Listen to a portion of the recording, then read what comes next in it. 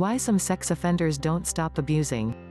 A new study of single young men finds that 43% report pressuring or forcing a woman to do something sexual against her will at least once.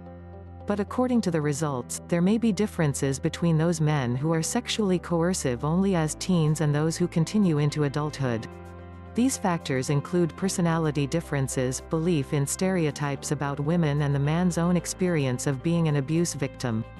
We were trying to understand who are the most extreme members of the group, and who might have done this a few times but felt regret or learned not to behave this way, said study researcher Antonia Abbey, a psychologist at Wayne State University in Detroit. The results should help researchers understand how to target the different groups of men with specific anti-sexual assault education. Coercive sex. An average of 207,754 new victims of sexual assault are reported each year, not including cases under the age of 12, according to the Rape, Abuse and Incest National Network. Most of the victims are women, though men are targeted too. Contrary to common sense, people are actually quite willing to admit to sexual assault in research studies, even acts that would legally meet the definition for rape, as long as researchers ask them about specific behaviors rather than labels. In other words, asking, "Are you a rapist?" is likely to yield few yeses, but "Have you ever had sex with an unconscious woman who did not consent?" will trigger some surprisingly honest answers. Studies like these done with college students suggest that sexually coercive behaviors are common. One of Abbey's earlier studies, for example, found that about 41% of her sample of college men admitted to knowingly forcing a woman to have sex or do some other sexual act. A 2004 study conducted by other researchers followed 3 classes of college men through all 4 years of school and found that by graduation, 34.5% had been sexually coercive. Not all of these behaviors meet the legal definition for rape, Abbey cautioned. Some do, but others include things like verbal bullying, threats and guilt trips, all of which had a sexual context. Nonetheless, she said, even these legal behaviors can be harmful. "I think most of us would view it as, that's not right, that's not ethical," Abbey told Live Science. "That's not what we want young men and women to feel sexual activity is about." Profile of sexual aggression. While college rates of these unhealthy patterns of sexuality seem to be high, few people have researched the general community, Abbey said. She and her colleagues conducted phone interviews in the Detroit area to gather single men between the ages of 18 and 35 who had dated women in the past 2 years.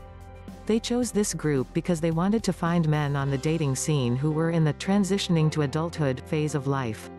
The men were offered $50 to complete 2 guided computer surveys 1 year apart. They were told the study was on dating and sexual experiences. 470 men signed on, and 90% completed the follow-up a year later, for a final sample of 425. The surveys covered everything from personality profiles to a man's sexual history to his attitudes toward women and his beliefs about alcohol. Men were also asked if they had ever been abuse victims. The results echoed those in college students. Levels of sexual aggression were high. 43% of the men who participated had perpetrated some sort of sexually aggressive act since age 14. A quarter of participants reported engaging in sexual coercion in the year between the first survey and the second. In the year between surveys, 8% had forced sexual contact upon someone, 10% had verbally coerced a woman into sex when they knew she wasn't interested, 1.4% had attempted rape, and 5.4% had actually raped someone, usually an impaired or unconscious victim, they reported. Starting and stopping. Abbey and her colleagues were interested in more than raw numbers. They compared the men who had started sexual aggression before the first survey and continued throughout 18% of all men in the study with those who had done something aggressive before the survey but had not done anything in the year between surveys 25% and with those who started acting sexually aggressive between the first and second surveys 7.5%. Unsurprisingly, the persistent sexual offenders were the worst on every risk factor for sexual aggression and mental health variable measured, the researchers report in the January 2012 issue of the journal Psychology of Violence. They had more experience of being a victim of some kind of abuse as a child. They tended to have personality traits like being low in empathy toward other people, more risk-taking, more delinquent, more sexual partners. Abby said. The men also reported more often that they misconstrued women's signals, believing they wanted sex when they didn't. They also believed more strongly in stereotypes about women. 6 gender myths busted. On a host of different type of factors that you would think could contribute to someone's willingness to use another person for their purposes, this group scored high. Abby said. So it fit a profile that you often see. The desisters, or men who had been sexually aggressive in the past but had since stopped, showed a shift over the year-long study period. At the second survey, they reported a drop in sexual partners and said they had fewer misunderstandings about women's sexual intentions. For lack of a better term, Abby said, they seem to be growing up. Some adolescents and adults act out in various ways, she said. But you can kind of grow out of it, you mature.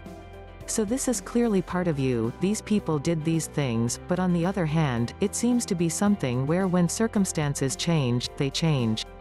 The third group, those who started acting sexually aggressive during the study period, seemed to be late bloomers.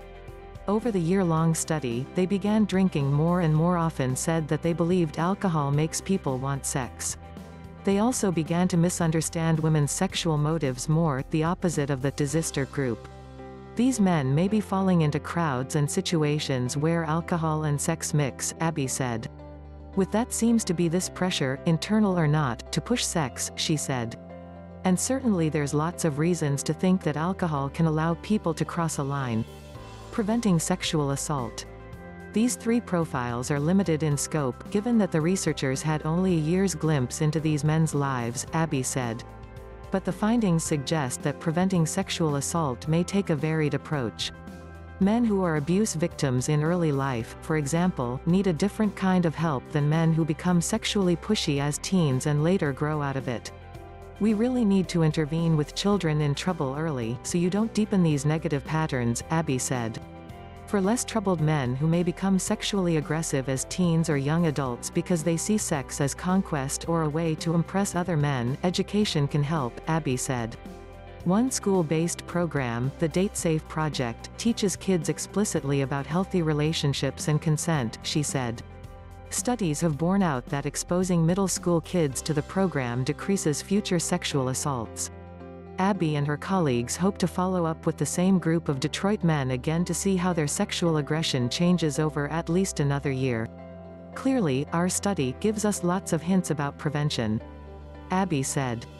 But the more we learn in detail about the pressures people feel at certain ages, the better we can develop these programs.